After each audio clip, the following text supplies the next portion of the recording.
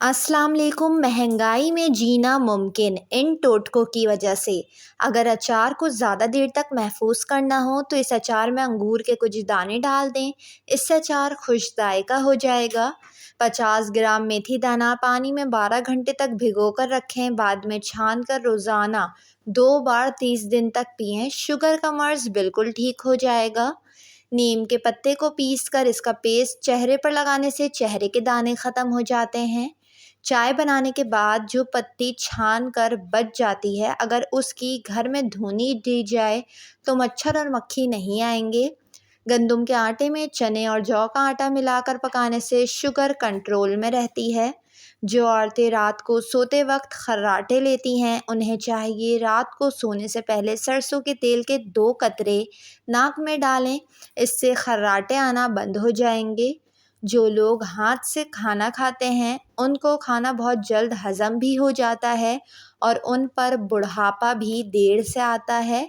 Shampoo के ज़्यादा इस्तेमाल से ख़वातीन के बाल जल्दी सफ़ेद होते हैं, बांझपन, डिप्रेशन जैसी बीमारियां जन्म ले लेती हैं। नीम गर्म पानी में शहद मिलाकर पीने से गुर्दों की बीमारी ख़त्म हो जाती है।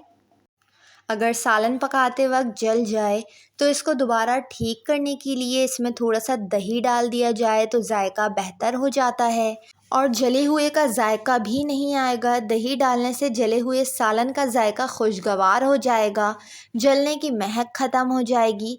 ऐसा करने से आपका पका पकाया सालन ज़ाया नहीं होगा।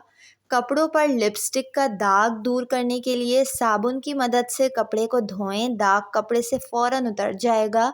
या मिट्टी के तेल से पोंछें, दाग ख़त्म हो जाएगा। आलू की मिठास ख़त्म करने के लिए आलू अक्सर मीठे मिलते हैं और सालन बदजायका बनता है, इसलिए आलू काट कर इसमें नमक, लहसुन और सिरका लगा कर रख दें। आधे घंटे के बाद सालन पका लें। आलू मज़ेदार होंगे, मिठास ख़त्म हो जाएगी।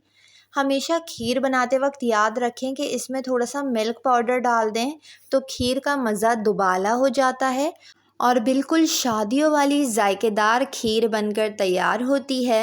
चिकन पकाते वक्त अगर इसकी बोटियां टूट जाती हों तो इसको पकाने से पहले थोड़ा सा फ्राई कर लें और ठंडा करने के बाद इसे पका लें, इससे बोटियां नहीं टूटेंगी। किसी भी किस्म का साग फ्रिज में रखने से पहले नीचे तौलिया रख देने से साग खराब नहीं होता। तौलिया ना रखना हो तो अखबार रख दें। मामूली चोट या मोच का फौरी घरेलू इलाज यह है कि आप फ्रिज से बर्फ़ को निकाल कर किसी साफ़ मोज़े में भर लें या किसी रुमाल में डाल लें, मोच वाली जगह पर लगाएं, आराम आ जाएगा।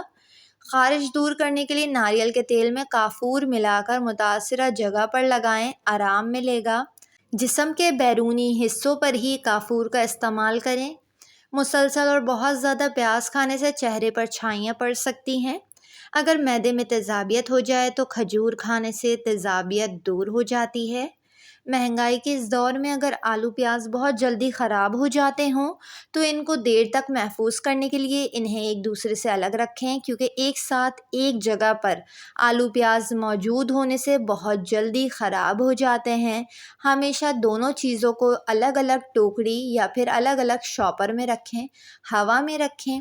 जिन ख़वातीन की माहवारी वक्त से पहले रुक जाती हो तो उन्हें चाहिए सूरजमुखी के बीजों को कच्चा चबाकर रोज़ाना खाएं, माहवारी खुलकर आएगी।